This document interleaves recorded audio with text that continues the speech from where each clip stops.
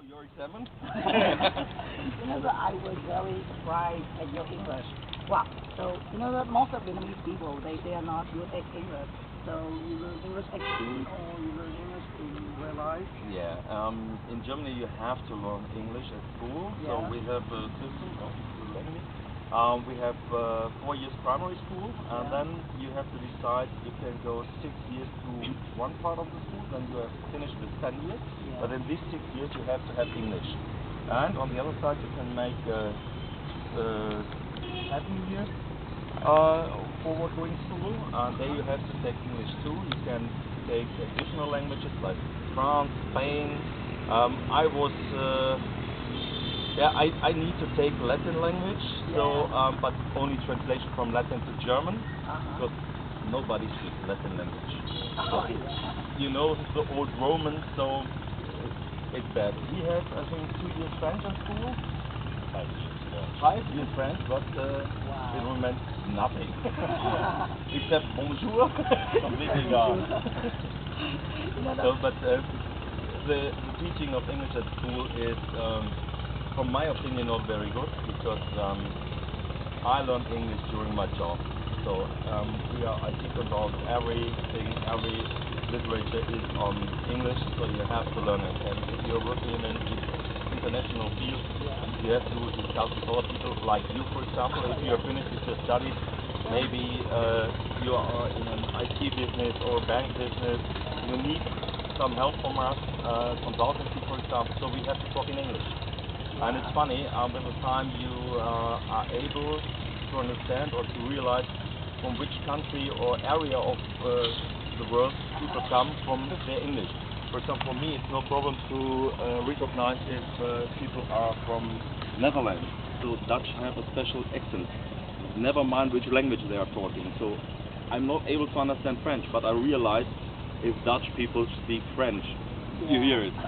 So, and I was working for Adidas, and there were several guys from India, and I could realize from which area, from which province they were, from Bangalore or wherever else, because I was surprised. The English people cannot talk to each other directly, they have to talk in English, because in India you have 70 official languages, and not everybody is understanding everybody, so 80% of the people are speaking Hindi, and there are less 20%, so they have to talk in English. Yeah. So, did you get the IELTS or the IELTS or the TOEFL at school?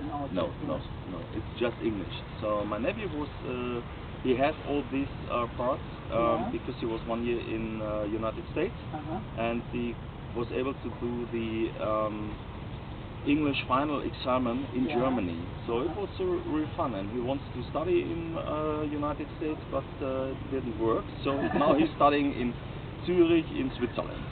Oh yeah, Switzerland. So you know that I heard that Germany is not only famous for beer, but also famous for chocolate.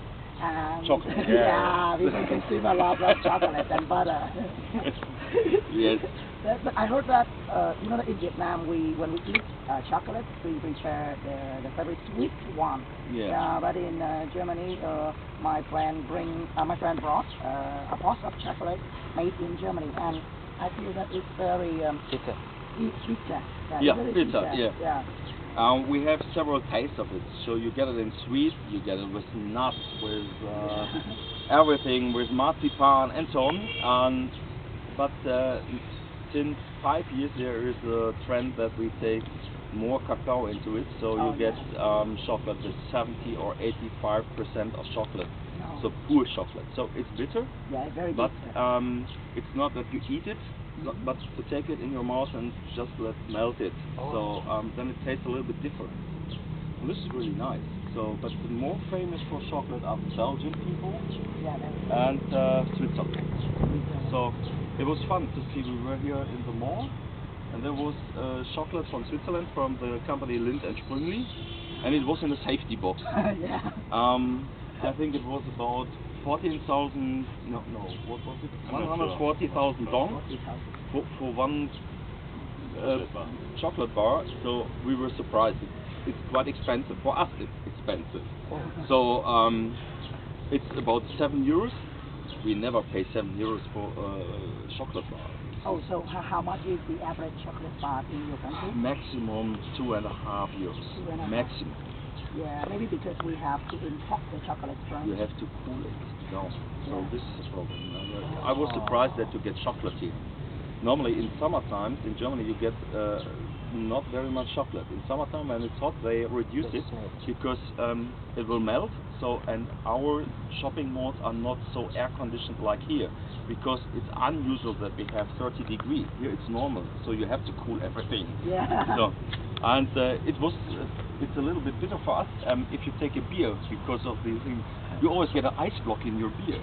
Yeah. And it's completely untypical for us because normally the beer is cool itself. And in Germany, if you go in a restaurant, you don't get a bottle of beer, but they have a big, what's that? So a big machine? No, not machine. You have 100 liters of beer in. Like a ton. Like a ton. So barrel. and this is cooled automatically. But yeah. our beer will not get so warm because the climatic conditions in Germany are less. But if you put ice in the beer, it will melt, so the beer will get thinner. So your alcohol, what you drink, if you say you drink one bottle of beer, in fact you drink 1.5, but more water in. So the alcohol is reduced. Yeah, because there's lots of ice. Do you try?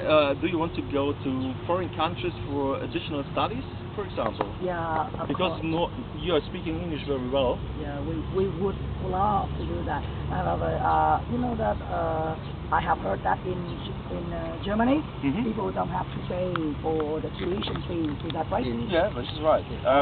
It depends. It's not really completely free. Yeah. Normally, you have in Germany you have semesters. It's half of a year. Yeah. It's one part of the study. Yeah. And for each semester you have to pay. It depends on the university. Nearly, I think it's currently 150 to 200 euros. This is normally that you fit to the university and you have access to the public traffic system. Yeah. So if you are in the rural area, you can travel all over the rural area with public transportation. Wow. This is really quite nice for the people. You have big bibliotheks where you can take the books with you. This is done for free. This is all completely included. So so in that case it's free. So in Germany, in general, you have to pay very, very less money for your education, and this belongs to school. This is completely free. If you are too poor to buy some books, for example, the state will say, okay, you have not enough money, we pay for you.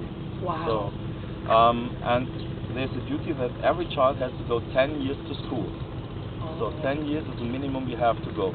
Okay, some people just have the 8th class because they repeated 2 classes 2 times.